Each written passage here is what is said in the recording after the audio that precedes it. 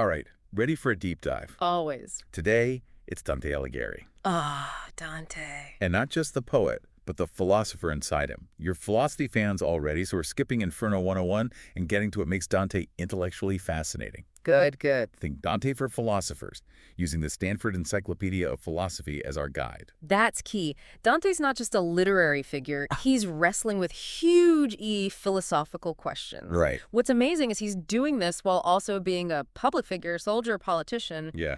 Imagine writing epic poetry while exiled from your city. Exile's more than just biography, though, isn't it? It seems like it really fueled his work. Exactly.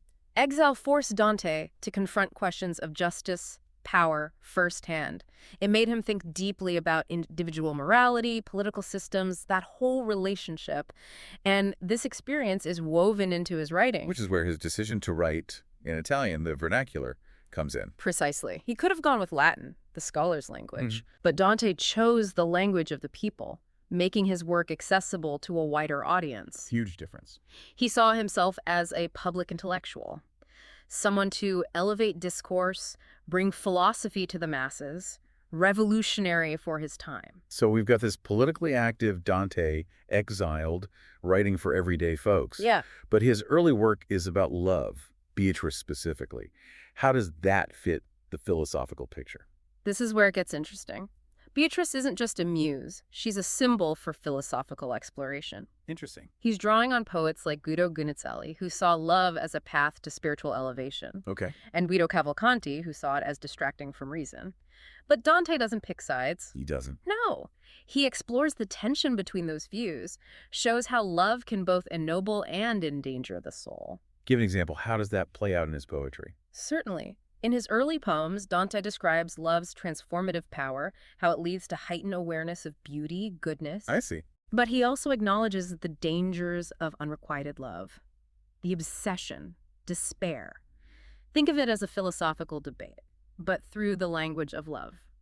It sounds like he's dealing with some pretty complex stuff, even in his early work. Where do you get his philosophical foundation? Dante was clearly well-versed in the big thinkers of his time. You see Aristotle's logic, Aquinas' theology, Neoplatonism's influence. Wow. But he's not just regurgitating, he's synthesizing, blending them with his experiences, his insights, creating something new. So not just a scholar, but an innovator. A philosophical magpie, like you said, collecting ideas to forge his own path. Exactly. And one key influence throughout is Neoplatonism, this idea of a hierarchy of being. Okay. God at the top, the human soul striving to ascend. This concept of a spiritual journey really shapes Dante's worldview. Okay, so we've got the exiled poet-politician, deep into love AD philosophy. Uh-huh. But he also wrote a lesser-known work, The Convivio, right? What's that about? The Convivio translates to the banquet. Banquet, huh? It's like Dante inviting us to a feast of knowledge. He planned 14 treatises. 14. Only 4 got finished, sadly. Oh. But even those give us a peek into his philosophical mind. So what's on the menu at this philosophical banquet?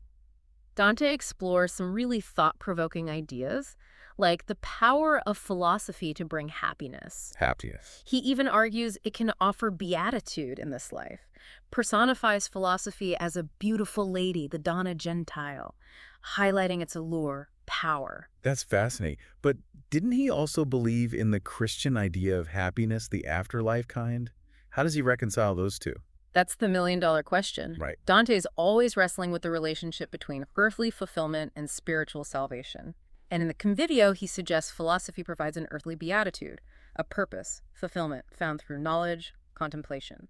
So he's not rejecting the Christian ideal, but he's acknowledging human reason can achieve some happiness here and now.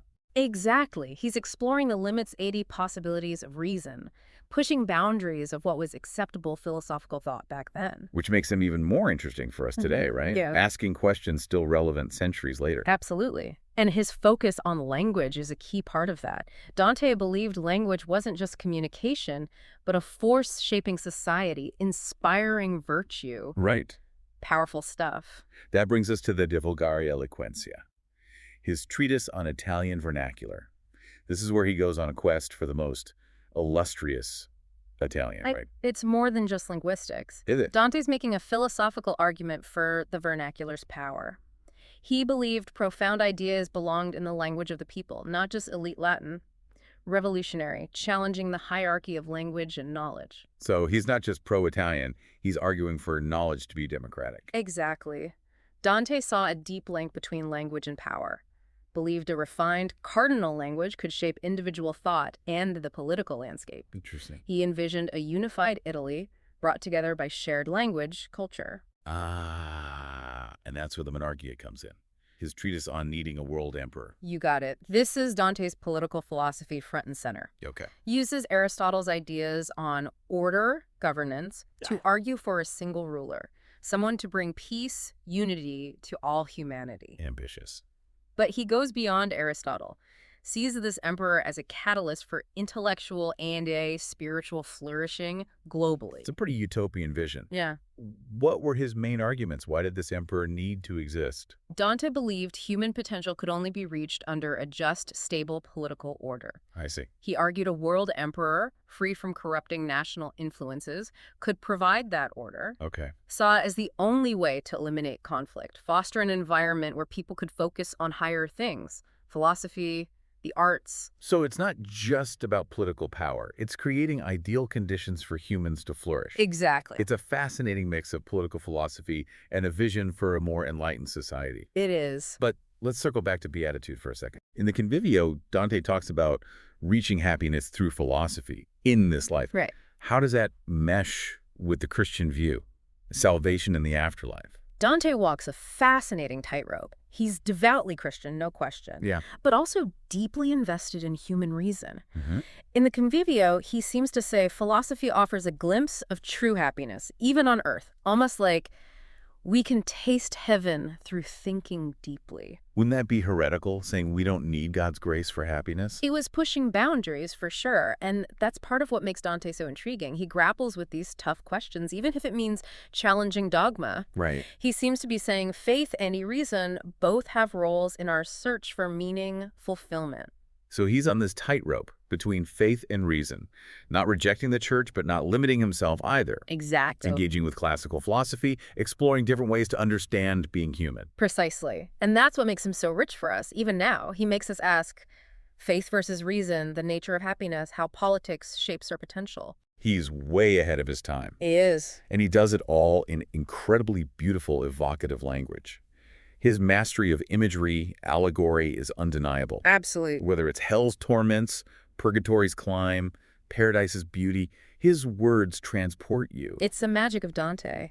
He conveys complex philosophy through vivid images, making it accessible, compelling. He doesn't tell you about love, justice, the soul's journey. He shows you. A master storyteller. Yes. But underneath, there's this profound philosophical mind working. Right. Using literature as a vehicle to explore the biggest questions humanity faces. Exactly. And that's what makes him so timeless. It is. His work still resonates because he taps into universal human experiences, longing for love, searching for meaning, fighting for justice. These themes go beyond any one time or place. They do. So we've got this incredibly complex figure, poet, politician, philosopher. Uh-huh. What are some key takeaways for someone trying to understand Dante as a philosopher? One thing that jumps out is his willingness to engage with lots of different philosophical traditions. Okay. He doesn't shy away from Aristotle, Aquinas' theology. Yeah. But he's open to Neoplatonism's mystical side, too, synthesizing these influences into something unique. So not a follower of any one school. He's an independent thinker, making his own way. Exactly. And another key takeaway is his focus on language's power. He understands it's not just information. It shapes perception, inspires action, creates shared meaning. And that's as relevant today as it was then. So he's not just a philosopher for philosophers then. Yo. He's a thinker whose ideas can resonate with anyone who cares about language, politics, or finding meaning in a complex world. Absolutely. And finally, it's important to remember Dante was a man of his time, Right. deeply immersed in 14th century Italy's politics, culture, but he was also a visionary, someone who looked beyond his era's limitations. He's drawing on the past, but looking ahead too. He was. Believed in human reason, potential for progress, the power of art, language to transform. And that makes him timeless. His work reminds us philosophy isn't just some abstract thing academics do. It's engaging with the world, asking tough questions, trying to understand ourselves and our place in it all. It is. And what's amazing is how Dante brings all this to life through his characters. Oh, absolutely. He's not just dealing with concepts. He's showing how they play out in people's lives. Right. Even if those people are in hell, purgatory, or paradise. Exactly.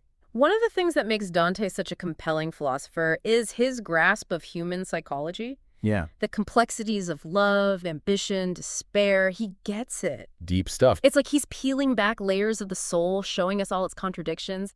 You really see that in the Inferno. Oh, yeah. It's not just a list of sins and punishments. No. It's a study of human weakness, the choices that lead us astray. Uh-huh. But even in that darkness, there's this glimmer of hope.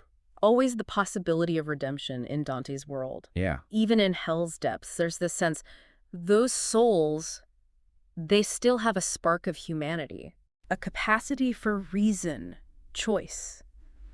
And that's powerful. It reminds me of that line from the Inferno. Consider your origin. You were not made to live like brutes, but to follow virtue and knowledge. Yes. Even in hell, he's pushing us towards something more. Right. Use our reason, choose a better way. Exactly. And that idea of choice, it's core to Dante's philosophy. It is. He believed in free will, our ability to choose good or evil. But he also knew choices have consequences. For sure. In this life and the next. The Divine Comedy, when you think about it, is a journey through the consequences of choice. It is. We see how our actions shape our destiny. The choices we make right now determine where we end up. Exactly. And it's not just personal choices either. Dante explores political ones too, how leaders can elevate or corrupt. Right. His exile made him very aware of how power can be abused. So he's not just talking about ethics in theory. He's showing us how they work out in the real world. Yes, personal and political, both. That's what makes his work so weighty, urgent. It is. He's not just observing. He's a participant in these struggles. He's lived it. Right. And that experience shapes his philosophy. Makes him relatable too, even now. Definitely. We all face choices, big and small. Dante's saying, think carefully, consider the impact. Aim for a path that leads to true fulfillment. So well put. If we had to sum up Dante's philosophical legacy, especially for someone approaching him as a philosopher, what would you say? For me, it's his belief in reason, that making conscious choices matters. Good. And that search for meaning, it never ends. He embraced faith in reason, knew we have limits, but still pushed for knowledge, wisdom. I agree completely. His focus on language is crucial too. Oh, yeah. He knew language shapes how we think. It can inspire, persuade, create a shared vision. That matters more than ever today, with all the information bombarding us. So we've covered Dante's life, his works, influences, what he leaves behind. He's clearly way more than just the Inferno guy. He is. A complex, fascinating thinker, still relevant today. Any final words for our listener as they explore Dante further? Dante's work is like this huge, intricate tapestry. I like that. So many threads, layers to discover. He doesn't hand you answers, but he makes you ask profound questions about yourself, the world, what it all means. Dive into his writing, embrace the challenge, start your own journey. You won't regret it. Beautifully said. So, listener, we urge you, go deeper into Dante's world. Explore his poetry, his political stuff, his philosophical side. You'll find so much to challenge and inspire you. Thanks for joining us on this deep dive into Dante Alighieri, the philosophical mind. Until next time, keep questioning, keep exploring, and keep seeking the truth.